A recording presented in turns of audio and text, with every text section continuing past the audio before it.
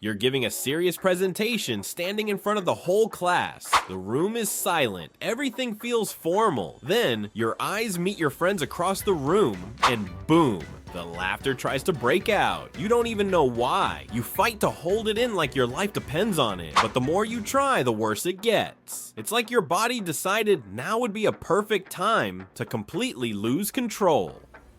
1. Laughing at the worst possible moments. Has this ever happened to you? You're in a serious, emotional, or even sacred setting, and suddenly your brain flips into full clown mode. A laugh slips out, no reason. You feel like the villain in a psychological thriller. But here's the weird truth. This doesn't make you a sociopath. It makes you human. Laughing in uncomfortable moments doesn't mean you're having fun. It's just your body trying to release emotional pressure. Your nervous system doesn't know how to process intense stress, so it throws out a totally absurd response. Laughter. It's like your brain is yelling, "System overload." Quick, trigger the emergency laugh reflex. And sure, socially, it looks like bad taste. But evolutionarily, it's a defense mechanism. If you can't fight or run, your body finds a third option: decompress. So if you've ever had the urge to laugh in church, during a breakup, or while someone's crying, you're not cruel. You're just biologically trying not to explode from the inside out. You can laugh about that too. 2. Scary thoughts that don't reflect who you are.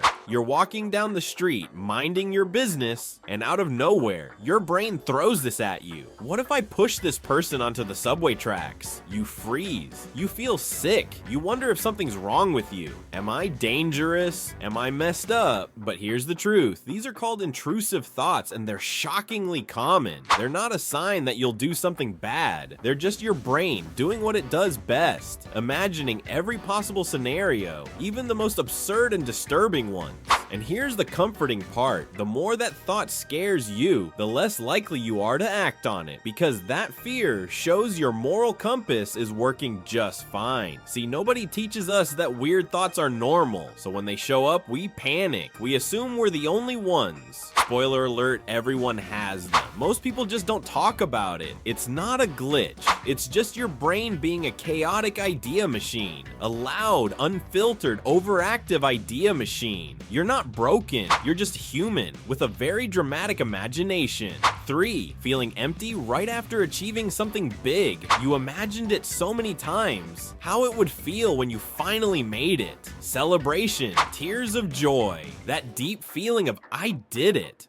But now that it's here, nothing. No fireworks, no euphoria, just silence. Like someone hit the mute button on your emotions. That weird emptiness you're feeling. It has a name. Post-achievement crash. And no, it doesn't mean you're ungrateful. It doesn't mean your goal wasn't worth it. Well, here's what actually happened. Your brain doesn't really care about goals. It cares about dopamine. While you were chasing that dream, your brain was thriving, planning, hoping, pushing forward. You had purpose. You had momentum. But now, there's nothing to chase. No, what's next? No, almost there.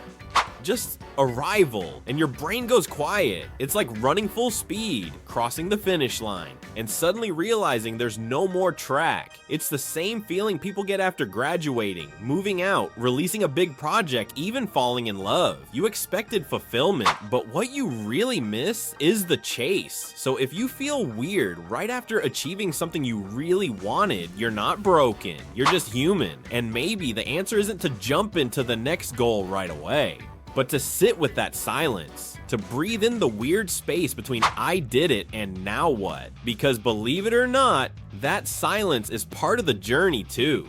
4. Feeling emotionally drained after spending time with people you love. You just got back from dinner with friends. There were laughs, hugs, good vibes all around. Everyone had a great time, but now that you're home, you feel completely wiped out. Like all you want is to curl up in bed, close your eyes, and not talk to a single soul for the next 48 hours. And no, this doesn't mean you don't love them. It doesn't mean something went wrong. Emotional exhaustion can show up even with your favorite people. real. Why? Because loving, listening, and connecting takes energy, especially if you're someone who's sensitive, observant, always picking up on the little things others miss. The tone of voice, the weird pause, the shift in mood. Being emotionally present is like running a backstage soundboard at a concert. Everyone else enjoys the music, but you are the one making sure the speakers don't explode. And yeah, that drains your battery.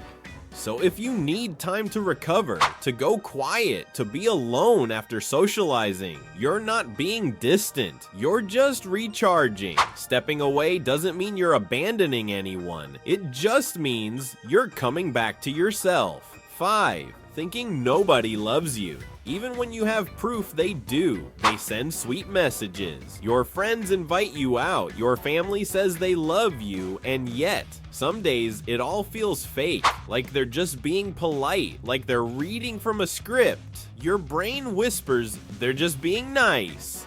If I disappeared, nobody would notice. I'm actually alone. This isn't logic speaking, it's an old wound. When you've gone through rejection, neglect, or emotional abandonment, your brain learns to be on alert, to expect love to disappear at any moment. So even when it's real now, your mind keeps scanning for danger. It's like wearing cracked glasses. Even if the view is beautiful, you only see the broken lines. You're not dramatic, you're just replaying a survival pattern from the past. It helped you once, but now it just makes you doubt the love that's already there. And sometimes those echoes get loud, even in your happiest moments. 6. Rereading old conversations just to feel the pain again. You open the chat, you know exactly what it says. The messages, the silence, the way things ended.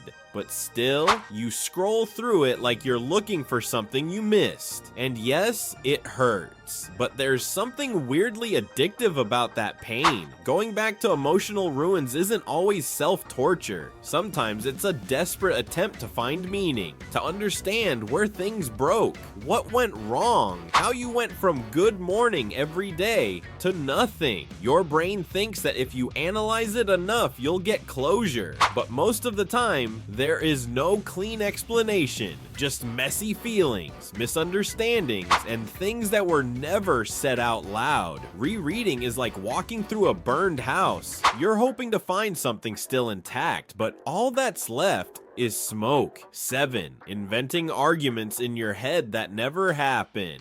You're in the shower, just washing your hair. And suddenly you're in a full-blown argument with your ex, your boss, or that one person who interrupted you last week. You're saying everything you couldn't say before. You're sharp, sarcastic, flawless. Your brain, boom, roasted. Nobody's fighting with you, but you're already sweating from imaginary stress. This is called anticipatory rumination. It's when your mind starts writing drama scripts, just in case. It's like rehearsing a speech for a meeting that doesn't even exist. The good news, it means you're thoughtful, emotionally prepared. You care about how you show up in the world. The bad news, you end up drained by battles that never even happened. Your brain's trying to protect you, but sometimes it overdoes it, and the only thing you're really fighting is yourself. 8. Feeling nostalgic for sad moments in your past. Sounds weird, right? But sometimes you miss even the hard times, the heartbreaks, the chaos, the nights you cried yourself to sleep. Why? Because at least back then, you felt something. Back then, everything had meaning. Even the pain made you feel real. This isn't self-destruction, it's emotional memory. Your brain doesn't label things as good or bad. It remembers what was intense, what shaped you, what burned deep. And yeah, sometimes we look back on the pain because compared to today's emptiness, at least the pain made us feel alive. It's like playing that one heartbreaking song again. Not because you want to suffer, but because it reminds you of who you were and how deeply you felt. If all of this feels familiar, you're not broken, you're just human with strange emotions, weird reactions, actions, and a mind that doesn't always play by the rules. If even one of these points hit home, you're not alone. You're part of the weirdest mental club on earth. So hit that like button, subscribe, and turn on notifications if you want to keep exploring every awkward, brilliant, confusing corner of your mind with science, humor, and just the right amount of shared trauma. Thanks for staying until the end. I'll see you in the next video.